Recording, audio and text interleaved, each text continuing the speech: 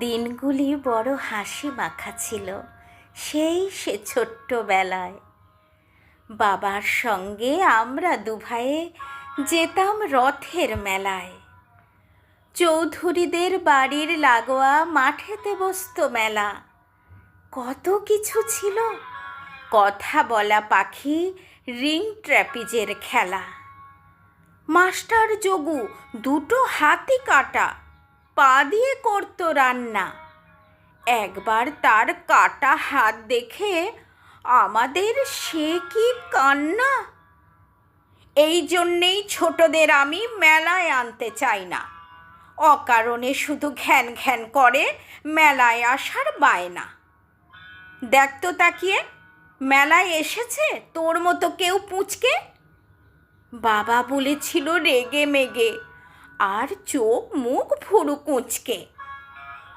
আমার কি দোষ? দাদাও এসেছে, ওকে বকছো না কেন? যত দোষ শুধু আমারই দেখছ, ওর দোষ নেই যেন।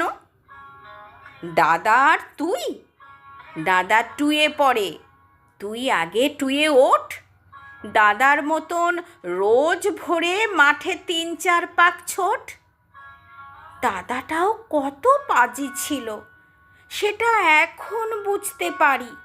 আমাকে বলতো, আমি হলে তোকে রেখে আসতাম বাড়ি। কি কষ্ট যে পেয়েছি সেদিন, চোখ ফেটে জল এসেছে। আর দাদা এত হিংসুটে, শুধু দাঁড়িয়ে দাঁড়িয়ে হেসেছে। সেই দাদা আজ কত বড় হয়ে গেছে, নাম করা ডাক্তার। এতই ব্যস্ত, মেলায় আসার সময় কোথায় তার। আজ বাবা নেই, ছবিখানা তার ফ্রেমে বাঁধা পড়ে আছে। 2 বছর হলো মাও ফাঁকি দিয়ে গিয়েছে বাবার কাছে।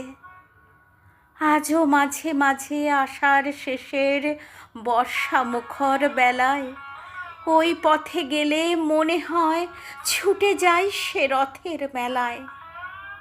মুহূর্তে মনে ছবি ভেসে ওঠে, চৌধুরীদের মাঠে আমি আর দাদা অঝরে ভিজছি ঝোড়ো বৃষ্টির ছাটে।